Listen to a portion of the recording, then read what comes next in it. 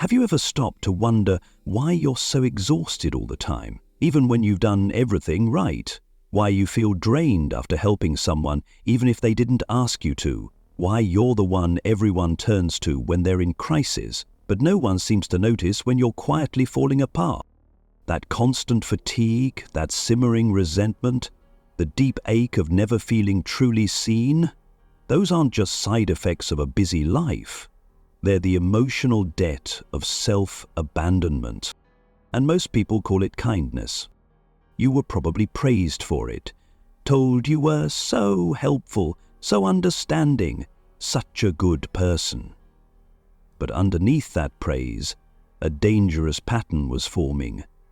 Because what you thought was love was actually performance, and what you called connection was often emotional servitude in disguise. Carl Jung called it the persona, the mask you wear to survive the expectations of the world, a socially acceptable version of yourself that smiles, nods, agrees, and adapts. But here's the truth no one tells you. If you wear the mask too long, you start to forget who's underneath it, and that's where the suffering begins. You say yes when you want to scream no. You offer support when you desperately need it yourself. You silence your needs to protect other people's egos, and you think that makes you a good person. But it doesn't. It makes you invisible. It makes you a ghost in your own life. Jung warned us about this danger, the danger of becoming identified with a persona. Because when you confuse your social mask with your authentic self, you become hollow, and you begin to believe your worth is conditional, measured by how much you can give, how agreeable you are, how little trouble you cause. But what if I told you that people-pleasing is not compassion, it's fear in disguise? Fear of rejection, fear of abandonment, fear that if you stop serving, you'll be discarded. And here's where Alfred Adler's work becomes crucial. Adler said that every human being is driven by a deep need for belonging. It's not just a desire, it's survival. We're social creatures. As children, we learned that safety comes from being good, agreeable, non-threatening. So we adapted. We became quiet when we wanted to cry. We became helpful when we wanted to be held. We smiled so we wouldn't be left behind. And somewhere along the line, that adaptation became identity. Now, you're not just someone who helps. You're someone who doesn't know who you are without helping. And that's the real cost of people-pleasing. It doesn't just steal your energy, it steals your sense of self. You've probably read books that told you to set boundaries, to say no, to put yourself first. But if that were easy, you would have done it already. Because the real issue isn't boundaries, it's belief. The unconscious belief that your value lies in being needed. That if you stop pleasing, you stop being loved. That belief was never yours to begin with. It was planted in you by a world that rewards obedience and punishes authenticity. A world that tells women to be nurturing and men to be selfless providers. A world that still confuses compliance with virtue.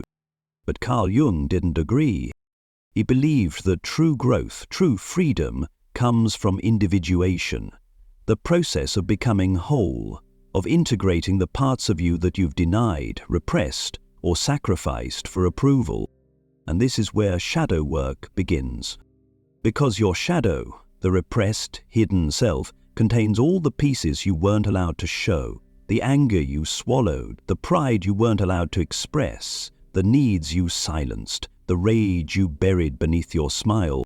It's all still there, and it's not going away just because you pretend it's not. So, if you're constantly exhausted, if you're full of resentment you can't explain, if your relationships feel one-sided, like you're always giving but never receiving, it's not because you're broken. It's because you're stuck in a survival pattern that's no longer serving you.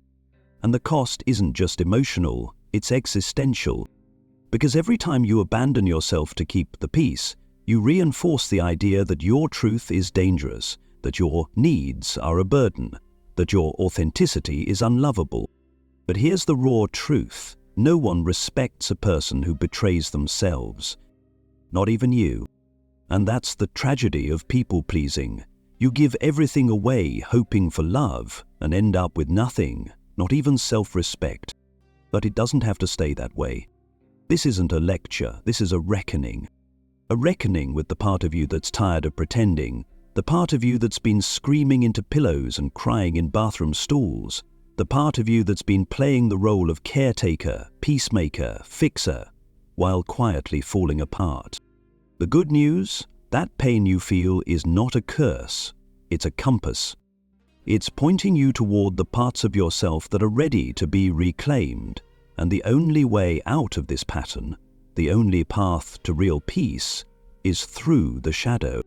You must go back to the parts of you that were labeled too much, too selfish, too angry. You must listen to what they're trying to tell you, because they hold your power, and until you reclaim them, you will keep bleeding energy into relationships that don't feed you. The book The Courage to be Disliked echoes this same truth, that living for others' expectations is not noble, it's slavery, and the courage to disappoint others is the first act of true freedom. But don't misunderstand me. This isn't about becoming selfish, it's about becoming sovereign. Because when you stop pleasing, you don't become cruel, you become clear. And that clarity is what sets you free. So let's go even deeper. Because if you're going to heal this pattern, truly heal it, you have to confront something that most people spend their entire lives avoiding. The pain of being disliked. Not just by strangers, but by the people you love. The people you've bent over backwards to protect, accommodate, and appease. You have to be willing to sit in that unbearable discomfort. The tightness in your chest, the guilt in your stomach, the fear that if you stop overgiving, you'll be left behind, because that fear has been controlling you for years. It's shaped every conversation, every decision, every relationship.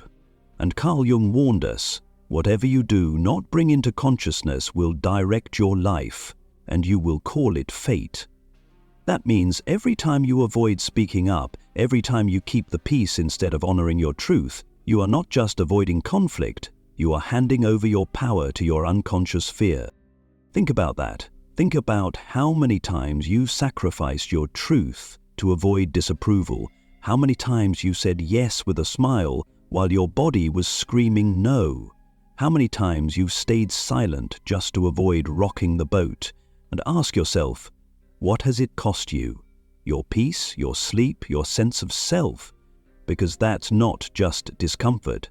That's the slow death of your authenticity. And the scariest part is, it often doesn't even work. No matter how much you please, it's never enough. No matter how perfectly you perform, someone will always disapprove. And that's the trap. You think if you just give more, love more, explain better, accommodate harder, you will finally be safe. But you're not trying to earn love. You're trying to avoid abandonment. And that's a wound, not a strategy. Alfred Adler taught that this obsession with being liked is not about love, it's about significance. We want to matter, we want to be seen, but instead of building self-worth from within, we outsource it. We become addicted to approval. Every compliment is a hit of validation. Every like, every thank you, every nod of approval. It temporarily soothes the ache, but the ache always comes back. Because you're trying to fill an internal void with external affirmation, and it never lasts. Jung would call this identification with the persona. You begin to believe the mask is who you really are, but it's not.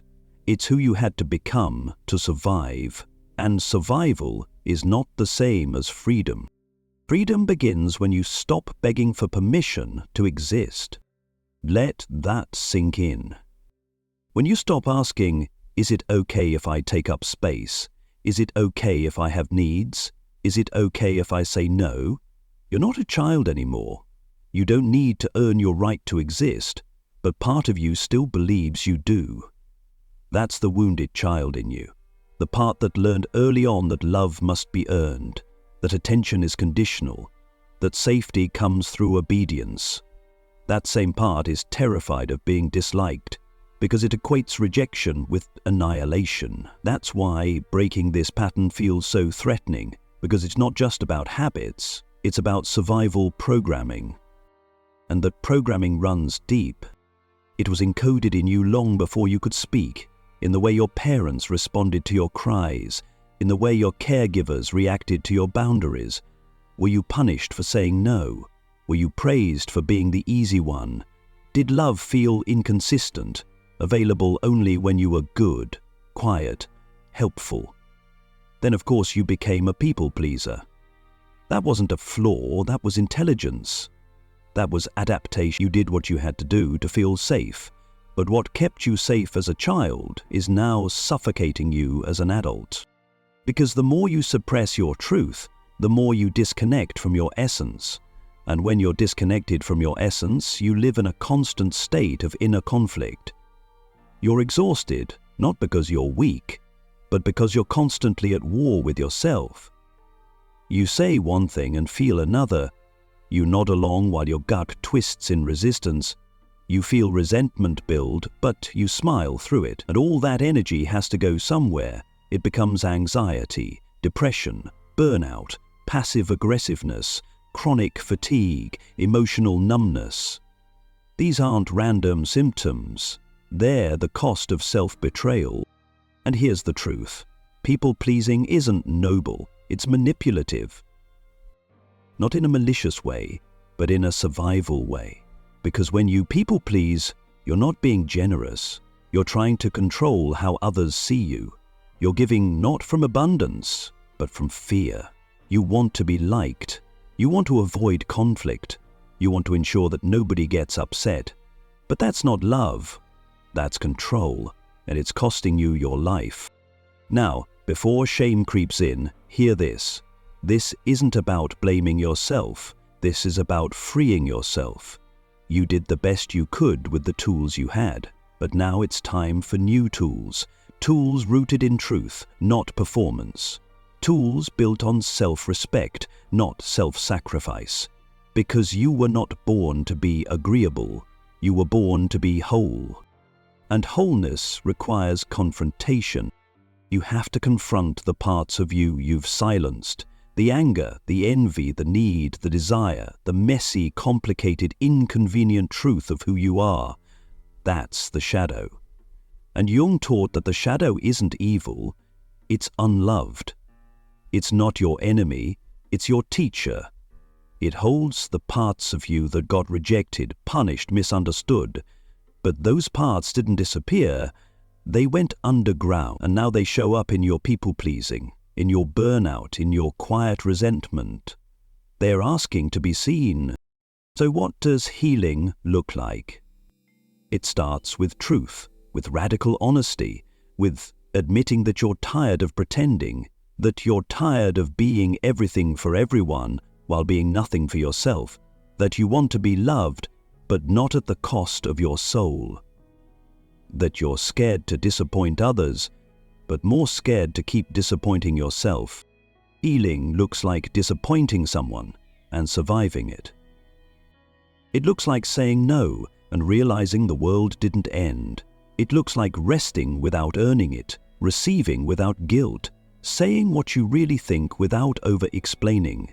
It looks like pausing before you automatically say yes. It looks like honoring the gut feeling that says, "This isn't for me." It looks like standing in your truth, even when your voice shakes. Because every time you do that, you reclaim a piece of yourself. This isn't a quick fix. This is shadow work. This is the long, uncomfortable, liberating journey of becoming who you really are. Not the mask, not the performance, but the self that was there before the world told you who to be. And itself is enough. And here's where it gets even more real, because once you begin to reclaim those lost parts of yourself, you'll notice something unsettling. People will start to react. Some will be confused. Some will be angry. Some will say you've changed, that you're not who you used to be. And they'll be right, because the version of you they depended on, the one who never said no, who absorbed everyone else's chaos, who carried emotional burdens that didn't belong to you, that version is dying. And they're mourning that loss, not because they truly cared for you, but because they miss the function you served in their life. You were convenient, predictable, emotionally accessible on demand. And now that you're setting boundaries, now that you're speaking your truth, they don't know what to do with you. This is the paradox of healing. The more you align with your truth, the more you disrupt the dynamics that kept you in emotional chains. And Jung was very clear on this point. Individuation, the process of becoming your authentic self, requires separation. Not because you're better than others, but because your soul can no longer tolerate the cost of conformity. It's not about being rebellious for its own sake. It's about recognizing that your need to be liked was never about connection. It was about safety.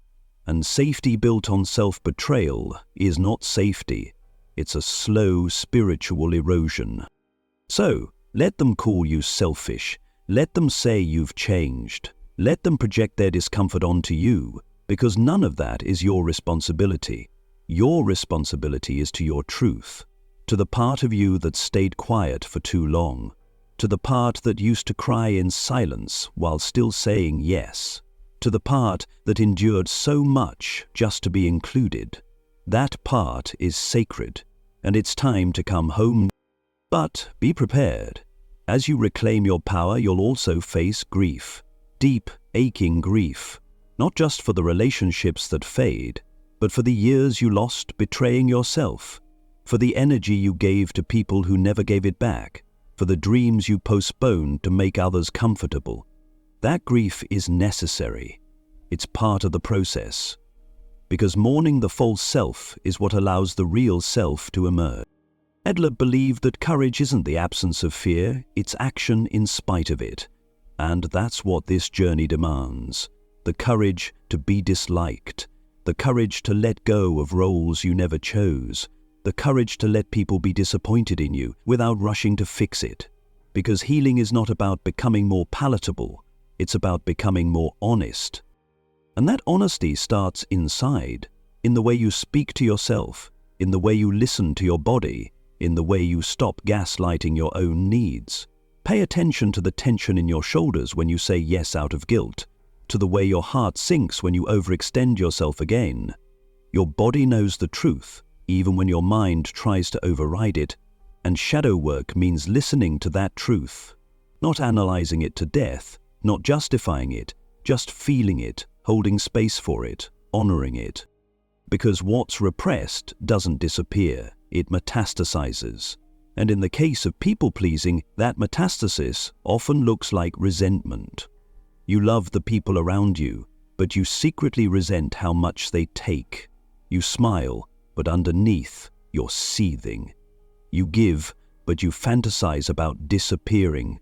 These aren't signs that you're broken. They're signs that you're betraying yourself, and the shadow is trying to intervene. So instead of pushing that resentment away, listen to it. It's a messenger.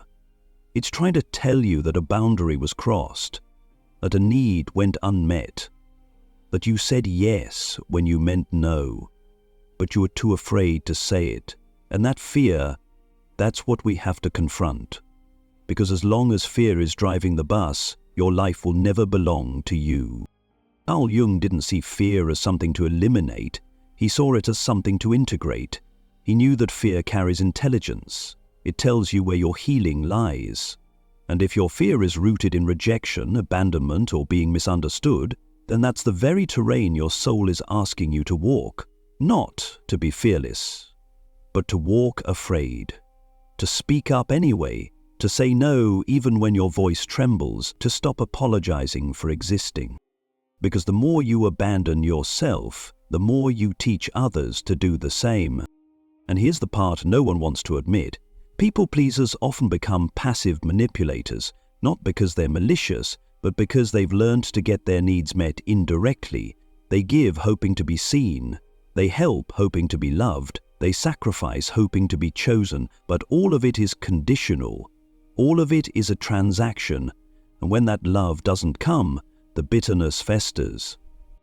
But when you begin to do the inner work, When you start reclaiming the parts of you that were once rejected, you no longer need to manipulate for love. You simply show up as yourself, fully, unapologetically, and you let the chips fall where they may. Some people will leave, some will judge, but the ones who remain, those are the people who love the real you, not the version you curated to be accepted, not the mask, but the whole, messy, radiant truth of you. And that kind of love is worth everything. This journey won't be easy. There will be days you want to slip back into old patterns, days where being authentic feels too risky. But remember this, your soul didn't come here to be liked. It came here to be free, to be whole, to remember who you were before the world told you who to be. And every time you speak your truth, every time you choose yourself, every time you disappoint someone instead of abandoning yourself, you come one step closer to that freedom. That's what individuation means. Not perfection, not becoming someone new, but remembering who you were before the mask, before the fear, before the world taught you to disappear. You're not here to be digestible, you're here to be real. And that is your birthright. But here's the twist that most people don't see coming. As you step into your truth, as you integrate the shadow and release your addiction to approval, you begin to see just how widespread this sickness of people-pleasing truly is. You start to notice it in your family, in your friendships, in the way your co-workers talk about their weekends, always performing a sanitized version of their lives to avoid judgment. You see it in the apologies people offer for simply having needs. You see it in the way silence fills the room when someone dares to say, "Actually, I don't agree." And once you see it, you can't unsee it. The world is full of people playing roles they didn't choose, wearing masks they can't remove, just trying to avoid being abandoned. And it hits you. You were one of them. You still are, sometimes. But the difference now is awareness. And with awareness comes power. Power not in the domineering, aggressive shout the loudest sense, but power as presence, power as groundedness, power as the ability to walk into a room and not feel like you owe anyone an explanation for who you are. And you'll notice how that power disturbs people, because most people are still looking for cues, still measuring their worth by how others respond. When you stop doing that, when you stop adjusting yourself to please, you become unpredictable, and unpredictability is terrifying to the insecure. You're no longer giving off the signals that say, "I need you to like me." Instead, your energy says, "I like me." And that shift is seismic. But let's be honest, that shift doesn't always feel empowering at first. Sometimes it feels lonely, alienating. You start to wonder if something is wrong with you because you're no longer reacting the way you used to. You turn down invitations and feel guilt. You speak your mind and feel exposed. You say no and feel selfish because you're still detoxing, still weaning yourself off of the need to be needed. And that detox period can be brutal because when you stop over-functioning, you see how much of your identity was tied to that role. Who are you if you're not the fixer, the listener, the one who always says yes, the one who keeps everything smooth, who absorbs the tension, who translates everyone else's emotions but can't name their own? That's when the grief deepens, because you're not just grieving the people who pull away when you stop serving them. You're grieving the version of yourself who thought that was the only way to be loved. The part of you that truly believed you had to earn your place in every room. And now that you've stopped performing, stopped contorting, stopped micromanaging every interaction, it feels like free fall. But what if falling isn't the problem? What if falling is just the body remembering what it feels like to let go? This is why individuation, as Jung taught, is a spiritual path, because it asks you to surrender everything false in order to reclaim what's real. And what's real is rarely comfortable at first. It's raw, it's inconvenient, it's often painful, because truth has weight. And when you've been floating in the air of other people's expectations your whole life, That weight can feel crushing. But it's not crushing you, or it's grounding you, bringing you back into your body, your emotions, your needs, your power. You begin to understand what the courage to be disliked meant when it said that the greatest freedom is to live without being governed by the approval of others. That's not a concept, it's a lived experience. It means waking up and choosing your path, not the one others expect of you. It means allowing yourself to be misunderstood, judged, even rejected, without bending. And it means loving yourself enough to stop negotiating your value. And as you embody that freedom more and more, something magical begins to happen. The quality of your relationships changes dramatically. The ones that were built on your servitude begin to wither. The ones that respected your silence begin to bloom. You start attracting people who don't want a version of you, they want you. People who don't panic when you say no. People who listen, not just to your words, but to your energy. People who can hold space for your full humanity, not just your usefulness. But here's something no one tells you. This upgrade doesn't happen by force. You don't need to chase better people. You don't need to beg for deeper connections. You simply need to stop participating in relationships that require your self-abandonment. And once you stop feeding them, they collapse under their own weight. And yes, it can be devastating, because it exposes just how many of your relationships were never mutual to begin with. But it's also liberating, because in that collapse, space is created. Space for real connection. Space for you. And that's the final truth that people-pleasing masks, that deep down, you don't just want to be liked. You want to be known, truly known, seen in your anger, held in your sadness, respected in your truth. You want someone to say, I see you and I love you, not despite your boundaries, but because of them. That kind of intimacy can only exist when you stop diluting yourself, when you stop offering the watered-down version of who you are, just to keep others comfortable. So let this be your invitation to let go. Let go of the roles, the masks, the reflexive apologies. Let go of trying to be liked. Let go of trying to control how others perceive you. Let go of the fear that saying no means losing love. Because love that requires your silence is not love, it's performance. And you weren't born to perform. You were born to become. And becoming is messy. It's full of contradictions. One day you'll set a boundary and feel powerful. The next day you'll question everything. That's okay. That's part of the process. Healing is not linear. It's cyclical. And every time you loop back into an old pattern, it's not failure. It's refinement. It's another opportunity to choose yourself again and again and again. Because choosing yourself is not a one-time decision, it's a daily practice. So tomorrow, when someone asks for your time and your body tightens, pause. When you feel the urge to say yes just to avoid the discomfort of saying no, pause. When your mind starts spinning with how to justify your truth, pause. And ask yourself, what would it feel like to let this be enough? And then, try it, just once. Say no, speak up, stay quiet. Do whatever honors your truth in that moment. Not to rebel, not to prove a point, but to remember who you are.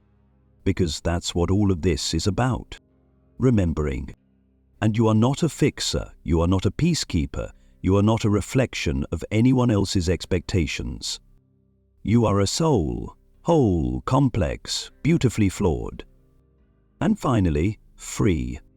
But freedom, as beautiful as it sounds, comes with responsibility, and often resistance. Because once you taste it, once you begin living from a place of internal authority instead of external validation, your world doesn't just expand, it also fractures. Not everything survives your freedom. Not every relationship endures your wholeness. And that's the part no one prepares you for. You think healing will make life easier, but sometimes it makes things messier. Because now you can't unsee what you've seen.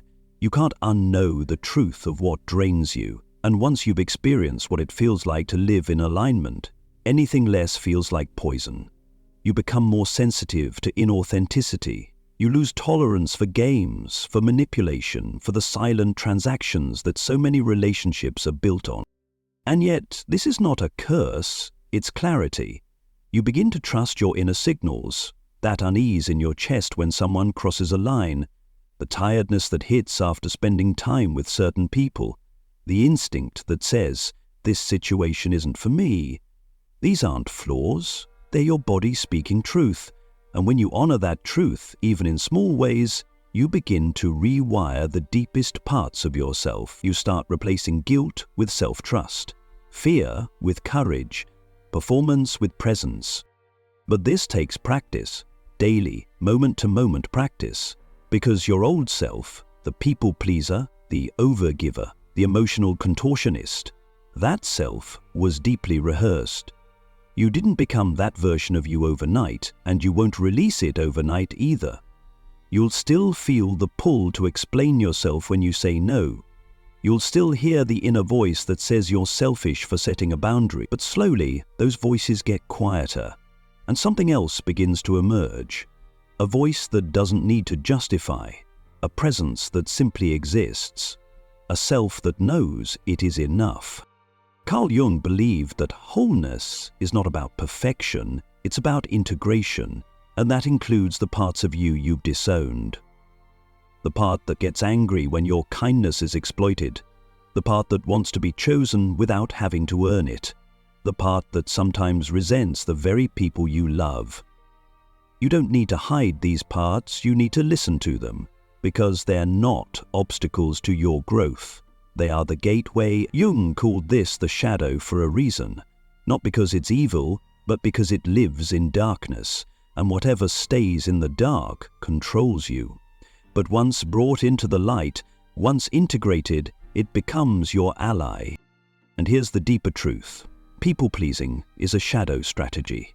It's the ego's attempt to earn love through invisibility. But love that requires your disappearance is not love, it's emotional erasure. And you weren't born to be erased, you were born to be known. And being known requires risk. The risk of being seen in your truth, in your flaws, in your no's, in your silence. The risk of being rejected for who you truly are, but that risk is the cost of liberation. You cannot belong to yourself and belong to everyone else at the same time. At some point, you must choose.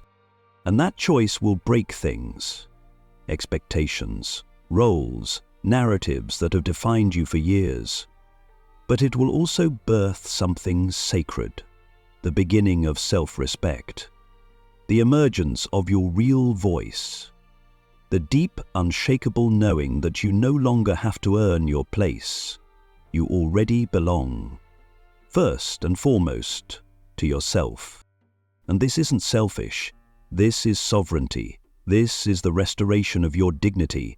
Because the truth is, you can't truly love anyone else until you stop abandoning yourself. When your love is rooted in obligation, guilt, or fear, it's not love, it's codependency. And codependency masquerades as loyalty, as devotion, but in reality it's a survival response. It's the inner child trying to stay safe by keeping everyone else comfortable. But you're not that child anymore. You have more choices now. You have the power to say, I can love you and still say no. I can care about your feelings without betraying my own. I can be here for you without erasing myself. And when you live from that place, something profound shifts. Your love becomes cleaner. Your presence becomes fuller. You're no longer loving from lack, from fear, from a need to be needed. You're loving from truth. And that kind of love is healing. It doesn't seek to fix, it doesn't overextend, it doesn't exhaust itself. It simply flows because it's no longer tied to performance. And the more you live this way, the more you become magnetic. Not in the superficial performative sense, but in the deeply human way, because people can feel when you're rooted in truth. When you're no longer molding yourself to fit their expectations, and some will be drawn to you like oxygen, while others will be repelled. And that's okay. Let them go. Let those who need your compliance fall away, because what you're building now, what you're becoming, is not for the faint-hearted. It's for the courageous, for those willing to be whole in a world that rewards fragments. You'll start to see that individuation is not a solo act, it's a reclamation. You're not becoming someone new, you're peeling back the layers of adaptation, obligation, and fear to reveal the person you've always been underneath. And that self is powerful beyond measure, because it knows its worth. It sets boundaries without rage. It loves without attachment. It speaks without apology. It leaves when it's no longer respected. And it returns to itself again and again, no matter who tries to pull it away. So let this be your reminder. You don't need to please anyone to be worthy. You don't need to earn your place by suffering. You don't need to silence your truth to belong. You only need to remember who you are when you're not trying to be loved. Because that version of you, the quiet, raw, honest version, that's the one who deserves the throne. That's the one who leads your healing. That's the one the world truly needs. And that's the one who is finally, irrevocably free. Have you ever wondered why you feel so drained after saying yes to something you didn't want to do? Why you shrink in certain relationships? Why you feel guilty for setting boundaries? This script is for you, the version of you that has been contorting, silencing, overcompensating just to be liked, just to avoid being rejected. Because underneath people-pleasing, there's something much deeper. Not kindness, not virtue, but fear. Fear of being unloved, fear of being seen as difficult, and most dangerously, fear of being your true self. Carl Jung called this the persona, the mask you wear to be accepted by society. But what happens when you wear that mask for so long you forget there's a face beneath it? What happens when the version of you that shows up in the world is just a patchwork of expectations, roles, and emotional gymnastics designed to keep the peace? You stop living. You start performing. And the cost of that performance is your vitality, your truth, and your sense of self. That's the silent agony of people-pleasing. It's not a small character flaw. It's not being too nice. It's the soul slowly suffocating beneath the weight of inauthenticity. And you know what makes it worse? It's praised, encouraged, rewarded. Especially if you were raised to be agreeable, to not cause trouble, to always be considerate. But what they didn't tell you is that being considerate to others while constantly abandoning yourself is a recipe for psychological collapse. The persona becomes overgrown, and what you repress to keep others happy doesn't disappear, it moves into the shadow. Jung's shadow isn't just some dark pit of evil lurking inside you. It's every feeling, need, and truth you've been taught to reject. Your anger, your selfishness, your desire to say no. These aren't flaws. They're parts of you trying to come back to life. But if you're stuck in people-pleasing, you're likely terrified of these parts. Because, deep down, you believe if you ever stopped pleasing, you'd be unloved, rejected, alone. That belief didn't come out of nowhere. It's old. It's ancient, most likely born in a childhood where your worth was conditional, where love meant compliance, where being liked was safer than being real. Alfred Adler, another great depth psychologist, pointed out that all human behavior is a striving for significance. We want to matter, but when that desire is distorted by fear, we chase significance through performance, especially through making others happy, and in doing so, we lose ourselves. That's the wound people-pleasers carry, the belief that their true self is not enough. So they overgive, over-explain, overextend, and still feel empty because no amount of external approval can ever replace the internal betrayal of denying who you are.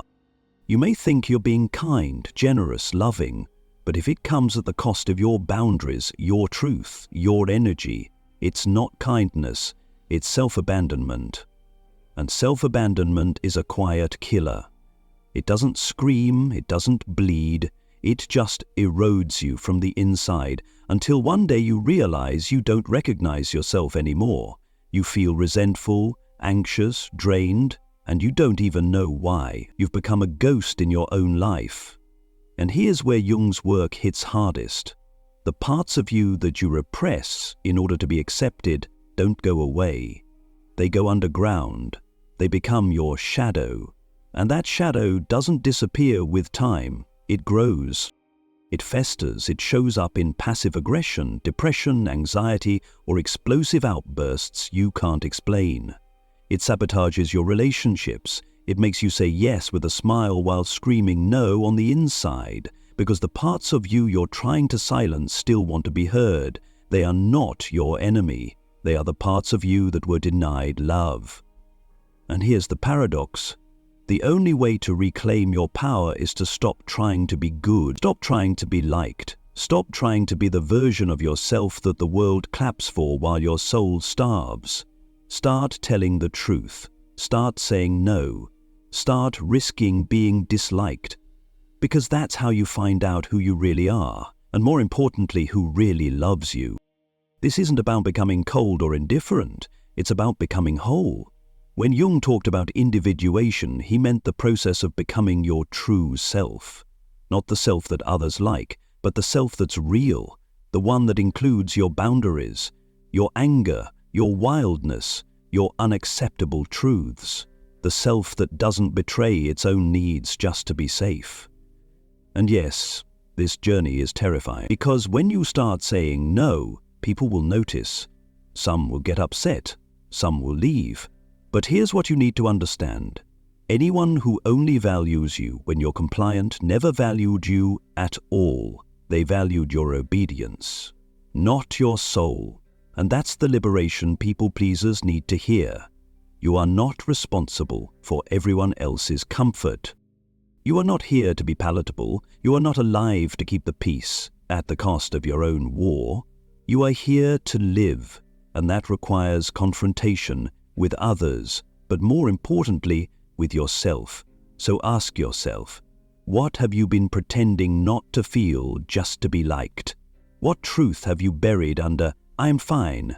What boundary have you never set because you were afraid of losing someone? These are not surface-level questions. These are the doorways to your freedom. Because until you face the parts of you you've exiled to keep others comfortable, you will never be free. You will just be a prisoner with a smile. And that's no way to live. So let's bring it all together. If you've made it this far, it means something inside you already knows the truth. It's been whispering it for years, in the tension in your chest every time you overextend, in the resentment that bubbles up when someone asks you for just one more thing, in the hollow exhaustion that comes not from doing too much, but from never doing what's truly yours to do. That whisper is your soul trying to reclaim its voice, and now it's your turn to listen, to honor it, because that whisper is not weakness, it's the beginning of power. Power that doesn't come from dominance, but from alignment, not from being feared or admired, but from being authentic. And here's what that authenticity looks like in real life. It looks like saying no without a list of excuses. It looks like resting even when your to-do list is screaming. It looks like ending conversations that drain you, not explaining yourself to people who never really listened to begin with. It looks like removing yourself from spaces where your silence is expected more than your truth, and doing all of that without apology. Because you don't owe anyone an apology for honoring your energy. You don't need to feel guilty for not showing up as your old self. The version of you who overfunctioned, overaccommodated, overgave. That version was born from survival, not sovereignty. And now that you've tasted something more, now that you've glimpsed what it feels like to belong to yourself, you can never go back. You can never unknow your own worth. You can never again play the role of the martyr and pretend it's love, because it's not. True love doesn't demand your disappearance. True love doesn't resent your boundaries. True love doesn't require you to shrink, and that includes self-love. The real kind, the kind that allows you to take up space, to disappoint others, to walk away when your soul says, "This isn't it." That's the love you've been seeking all along, not from others, but from the part of you that whispers, you're allowed to be whole.